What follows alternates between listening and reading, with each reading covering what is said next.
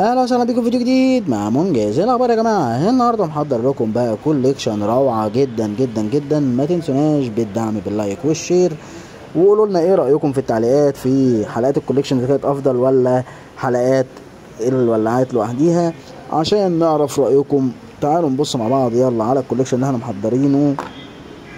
واو، ايه الجمال والروعه دي يا منجز؟ ايه الجمال والروعه دي؟ معانا النهارده 6 ولاعات زي ما احنا شايفين في الكوليكشن بتاعنا. 6 ولاعات فيهم حاجات مشتركه ما بينهم، وتعالوا نبتدي بالمجموعه اللي ناحيه اليمين ونعرف ايه المشترك ما بينهم.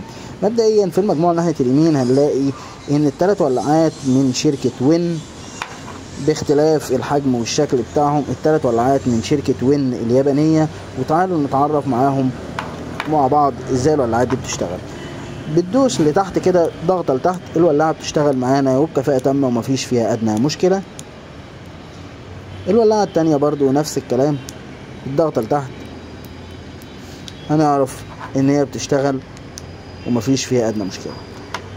الميزه في الولاعات الوين دي او الولاعات عموما اللي بتشتغل ببطاريه 12 فولت ان هي مش بتولع تك تك تك تك ورا بعض، لا لازم بتديلها بعض ثواني كده ما بين كل دوسه والتانيه عشان الولاعه تشتغل معاك وبكفاءه تامه. تعالوا نتعرف مع بعض على طريقه الملو وطريقه تغيير الحجر والكلام ده كله. هنا كده ده مكان الملو بتاعها، وهو نفسه مكان زياده الشعله وتقليلها. من هنا كده اقدر ان انا ازود الشعله بتاعه الولاعه زي ما احنا شايفين.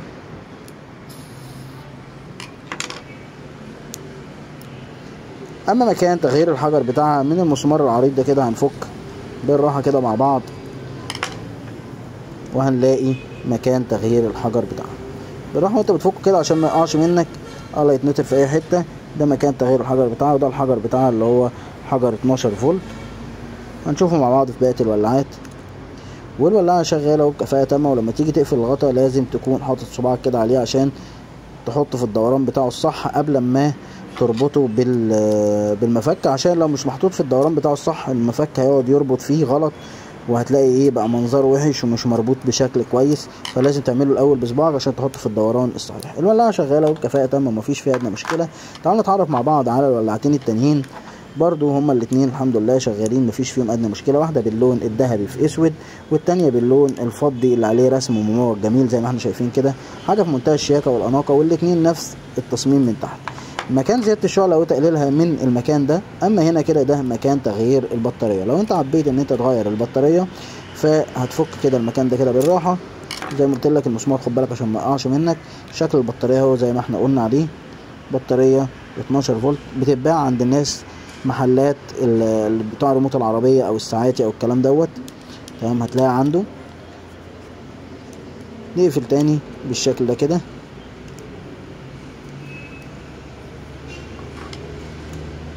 لازم الاول اعمل الدوران بايدي كده عشان القلاووز بتاعها يدخل في مكانه، وبعد كده اربط بالمفك زي ما احنا شايفين. طيب المسمار اللي في النص ده بتاع ايه؟ ده مسمار الملو بتاعها، ولما بنفكه كده الغطا كله او الظهر كله بيتفك معانا زي ما احنا شايفين كده. الظهر كله فك، ده كده مكان الملو بتاعها اهو. والمسمار ده اقدر ان انا ساعتها اغير البطاريه واملى الولاعه في نفس الوقت، وارجع اقفله تاني كده بنفس الشكل.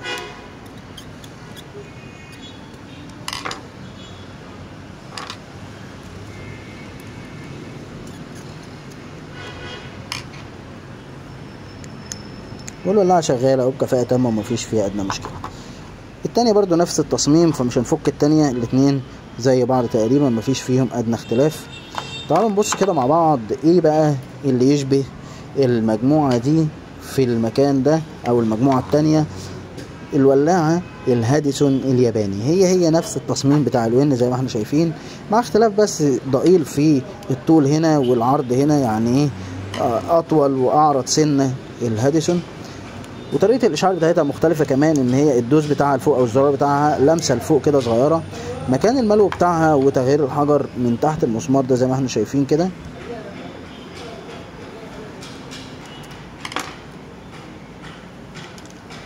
زي ما هو واضح معانا كده، ده مكان تغيير الحجر بتاعها اهو. ده الحجر ال 12 فولت، ومكان الملو بتاعها زي ما هو واضح بالنسبه لنا. وده مكان زياده الشعله وتقليلها. وهنا مفيش زي زي الوين. لو احنا بصينا في الوين هنلاقي ان احنا ممكن ما نفكش المسمار ساعه الملو. انما هنا ساعة الملو احنا مضطرين نفك المسمار، وساعة تغيير الحجر احنا مضطرين نفك المسمار. انا اقصد هنا الون اللي هي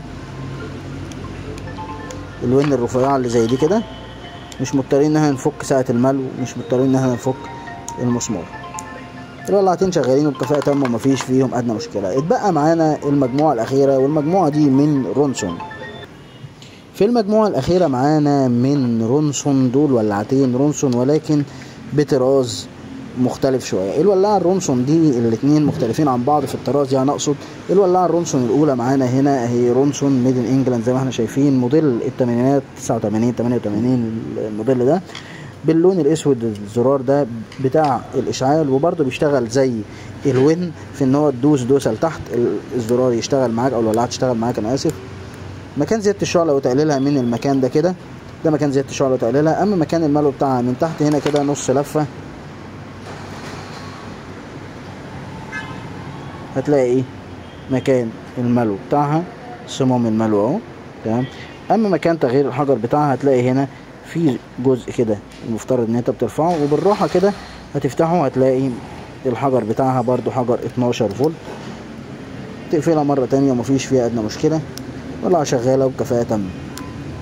اما الولاعه الرونسون الاخيره اللي معانا هي ولاعه رونسون سفينه زي ما احنا شايفين، زي ما واضح بالنسبه لنا. الولاعه شغاله وبكفاءه تامه ومفيش فيها ادنى مشكله. مكان الملو بتاعها من ورا هنا كده نص لفه هنلاقي مكان الملو بتاعها. اما مكان تغيير الحجر بتاعها فنص لفه كده هنلاقي مكان تغيير الحجر، السوسته بتاعتها اهي. وخليك حريص وانت بتفك المكان ده عشان خاطر السوسته ما تطيرش منك، وتقفلها بالراحه. اما مكان زياده الشعله وتقليلها من المكان ده، ده المكان اللي بزود منه الشعله واقللها. والولاعه شغاله وبكفاءه تامه. لو عجبك الفيديو ما تنساش تدوس لايك، سبسكرايب، عرف اصحابك عننا واشترك في القناه، وخليهم هم كمان يشتركوا في القناه. واشوفكم في فيديو جديد. سلام.